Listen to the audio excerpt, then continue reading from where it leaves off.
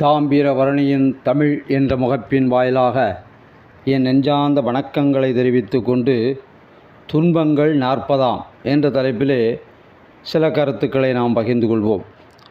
அதாவது இந்த உலகத்திலே கூடாதவை என்னென்ன என்பதை பற்றி, அதாவது அவை எவை எவை துன்பங்கள் என்பதை பற்றியும் சிலவற்றை நாம் பார்ப்போம்.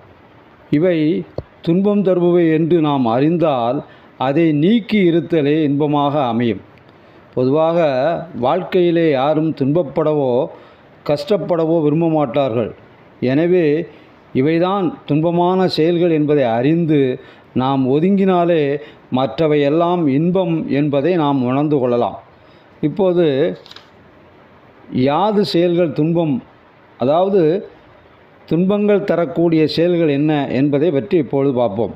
அதாவது ஒருவன் சொந்தம் இல்லாமல் போனால் நாம் வாழ்கின்ற இல்வாழ்க்கையானது துன்பமாம்.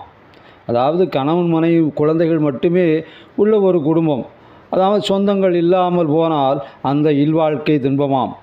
தந்தை இல்லாத புதல்வனின் அழகு துன்பமாம்.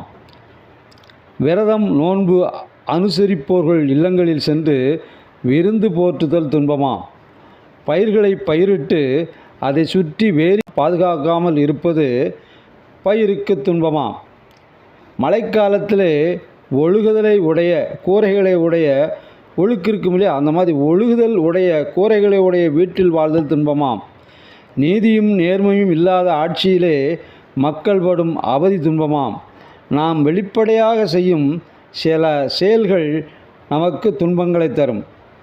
நாம் வெளிப்படையாக சில செயல்களை செய்வோம், அதனால் அது சில வேளைகளில் நமக்கு அது துன்பமாக அமையும். ஆற்றல் இல்லாதான் கையில் வைத்திருக்கும் ஆயுதம் துன்பமாம். மலர் என்றால் மனம் வேண்டும், அவ்வாறு மலர் அழகாக இருந்தும் மனம் இல்லை என்றால் அது துன்பமாம். தான் செய்யும் தொழிலை நன்கு அறியாதவன் செய்யும் எந்த பணியும் நிறைவடையா, அது சிறப்பாகவும் இருக்காது. எனவே தெரிந்த தொழிலை விட்டவனும் கெட்டான், தெரியாத தொட்டவனும் கெட்டான் என்பார்கள். எனவே இரண்டும் துன்பமாம். தான் பேசுகின்ற பேச்சின் சொற்களின் நுட்பத்தை அறியாமல் சொல்லுகின்ற சொல்லும் துன்பமாம். துன்பங்களை பொறுத்து கொண்டு மனதை அடக்கி வாழாதவருடைய வாழ்க்கை துன்பமாம். பெற்ற தாயை காப்பாற்றாமல் வருந்த விடுவது துன்பமாம். வீரமுடைய ஆட்களை உடையவன் முன்பு மார்தட்டி வீரம் பேசுதல் துன்பமாம். நற்குடியில் பிறந்தும் தான் கல்வி கல்லாமல் வீண்காலம் கழிப்பது காலம் கழிப்பவனுக்கு துன்பமாம். அன்பில்லாமல் அடுத்தவரை கடுமொழியால் வருந்தச் செய்வது துன்பமாம். மாறி பொழியவில்லை என்றால் மக்களுக்கும் மாநிலத்துக்கும் துன்பமாம். வளர்ந்து உயரமான மரத்தின் உச்சிக்கிளையிலிருந்து கீழே குதிப்பவனுக்கு துன்பமாம். கடும் கோபத்தில் உள்ள களிர் முன்பு அல்லது எதிரே செல்வது துன்பமாம். கொடிய பாம்பின் புற்று என தெரிந்தும் அதன் உள்ளே கையை விடுவது துன்பமாம். இது எல்லா விஷயங்களுக்கும் பொருந்தும். நாட்டை பாதுகாக்கும் பணியில் இருப்பவன் சோபித்து இருப்பது, அதாவது சோம்பலாக இருப்பது துன்பமாம்.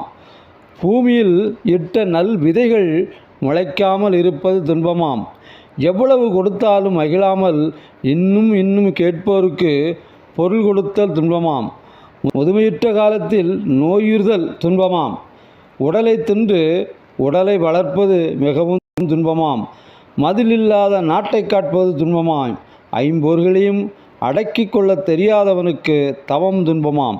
எனவே இந்த உலகிலே துன்பங்களை உணர்ந்து அதிலிருந்து விலகி இன்பங்களை கைக்கொண்டு எந்நாளும் சிறப்புடன் இனிதே வாழ்வோம். நாளும் நன்றியுடன். தாம்பீரபரணியின் தமிழ் என்ற இந்த முகப்பினை உங்களது கைபேசியில் பதிவிறக்கம் செய்யுங்கள், பகிருங்கள், உங்கள் விருப்பத்தை தெரிவியுங்கள். நாளும் நன்றியுடன். அகஸ்தியர்பட்டி ஐ. லட்சுமணன்.